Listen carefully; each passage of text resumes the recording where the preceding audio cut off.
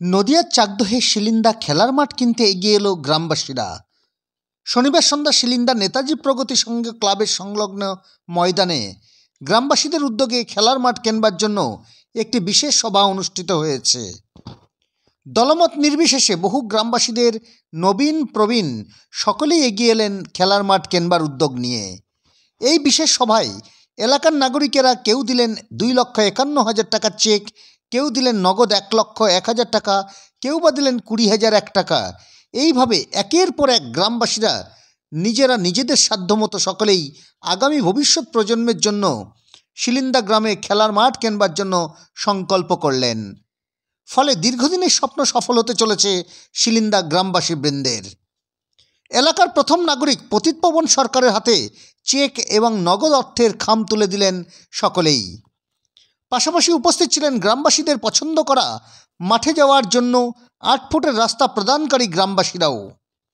খেলার মাঠ কেনার প্রসঙ্গে কি জানালেন গ্রামবাসীদের মধ্যে অন্যতম উদ্যোক্তা বুদ্ধদেব দাস সহ বিভিন্ন উদ্যোক্তারা এবং গ্রাম পঞ্চায়েতের প্রধান পতিতপবন সরকার? আপনারা শুনুন এই বাংলার সংবাদে। বাংলার সাথে মানুষের পাশে। নদিয়া শিলিন্দার থেকে সমিত দাসের রিপোর্ট। কথা আছে চ্যারিটি বিগানস অ্যাট হোম, অর্থাৎ ঘর থেকেই শুরু। আমার মনে হয় আমাদের উদ্যোগটা এবং আমাদের সাইনটা খুব ভালো যে এই সভাস্থল থেকে আজকে এত বড় একটা দান আমরা পেলাম।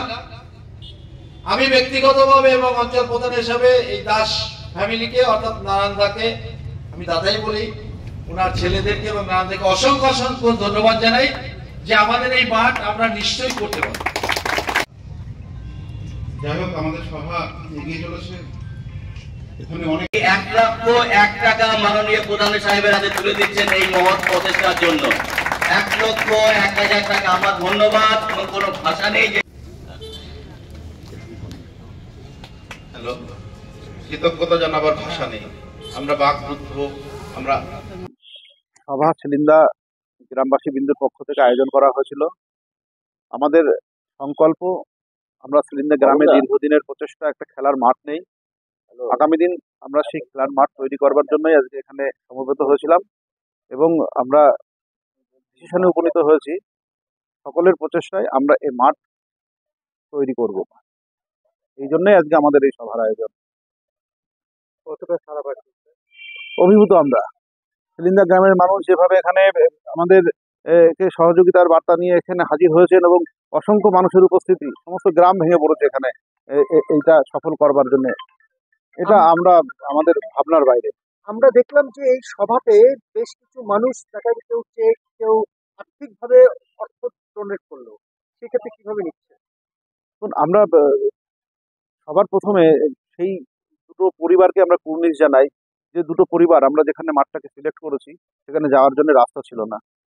তারা এগিয়ে এসে বললেন, ভাই চিন্তা করো না তোমরা, আমরা 8 ফুটের রাস্তা তৈরি করবার ব্যবস্থা করে দেবো আমাদের জায়গা থেকে। অন্যদিকের লোকটা জায়গা না দিলেও আমরা 8 ফুট রাস্তা দেবো। আমরা আগে কৃতজ্ঞ চিত্তে তাদের কথা বলি যে তাদের এই অখণ্ড সহযোগিতা আমাদেরকে এই কাজটাকে সফল করবার জন্য অনেক বেশি অনুপ্রাণিত করেছে।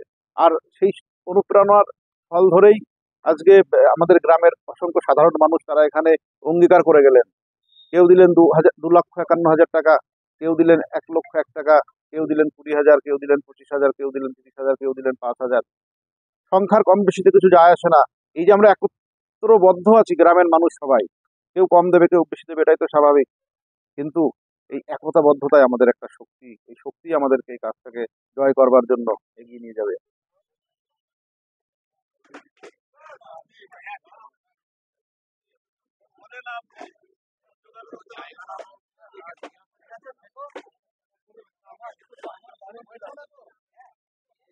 এখানে একটা সভা হয়েছে, সেখানে খেলার মাঠের উদ্যোগের জন্য আমরা সবাই এখানে সামিল হয়েছি, তার সঙ্গে আমিও এসেছি।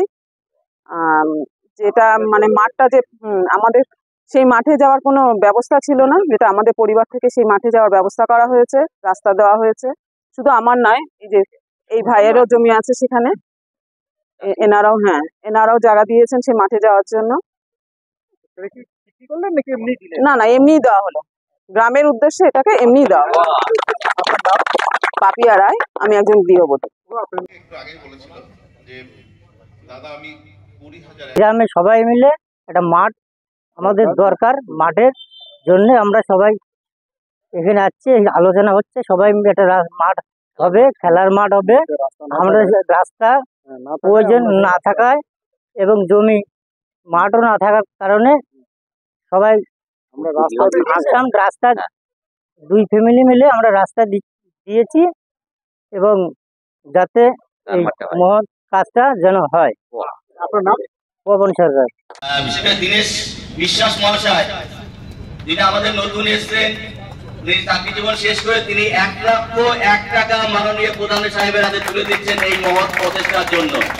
1,01,000 টাকা। আমার ধন্যবাদ, এবং কোনো ভাষা নেই যে আমি সিলিন্ডার গ্রামবাসী দিলাম আমার পক্ষ থেকে যে এখানে একটা খেলার মাঠের অতি আবশ্যক দরকার। এটা থাকলে সবার সুবিধা হবে, খালি এখন না, পরবর্তী জেনারেশনেরও এটা সুবিধা হবে। যার জন্যই এই আমার দ্বারা যে সম্ভব হয় আমি খালি আর্থিক সহযোগিতা করলাম। সেটা এই ঠিক না, ভবিষ্যতেও আরও যদি কিছু দরকার পড়ে আমি সেটা বলেছি যে আমার তরফ থেকে যতক্ষণ সম্ভব সেটা আমি পুরোভাবে সাহায্য করবো। তাতে যত টাকা লাগুক আমি 1,01,000 টাকা দিয়েছি। 2,51,000 টাকার চেক তুলে দিচ্ছেন মাননীয় প্রধান সাহেবের হাতে। আমি শিলিন্দা গ্রামের একজন অধিবাসী।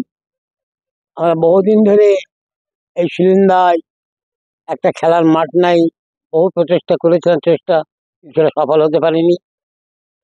ইদানিং কিছু ছেলেরা লেগেছে যে অন্তত একটা খেলার মাঠ দেখাও হয়েছে, এবং এই খেলার মাঠে যাওয়ার জন্য যে রাস্তা কয়েকজন দান করেছেন। আর আমরা এই মাঠটা যাতে হয়, সবার কাছে আমি অনুরোধ করব, আমাদের ছেলেরা মেয়েরা পরবর্তী জন্মে যারা আসবে যেন এই জিনিসটা সুন্দরভাবে হয়, আমি এইটা আশা রাখি। আমাদের দাস পরিবার থেকে 2,51,000 টাকা এখন দিয়েছি, এবং পরবর্তীতে যদি আবার কিছু প্রয়োজন হয় আমাদের সাধ্যমতো তো আমরা দেবার চেষ্টা করব।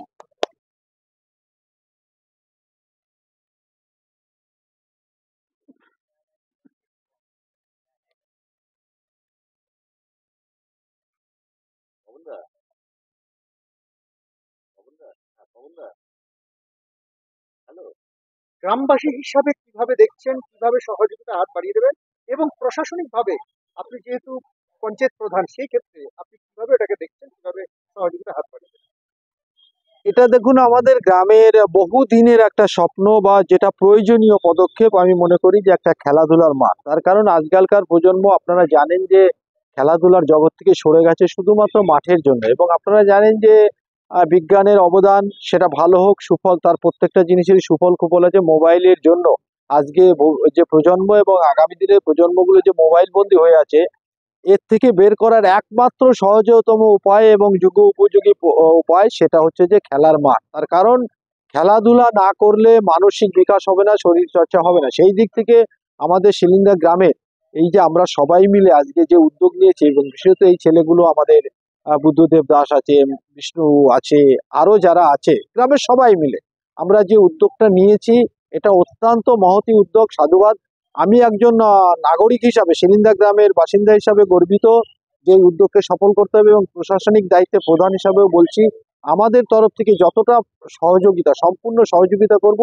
এবং এই কাজটা করতে পারলে আমরা মনে করব যে আমরা হয়তো চিরদিন থাকবো না, কিন্তু আমাদের আগামী প্রজন্মের কাছে একটা মানে খুব উপযোগী জিনিস তুলে দিয়ে যাওয়া হবে, যে যাদের ভবিষ্যৎ আরো ভালো হবে, সুস্বাস্থ্য হবে, এবং শারীরিক বিকাশ হবে, মানসিক বিকাশ হবে।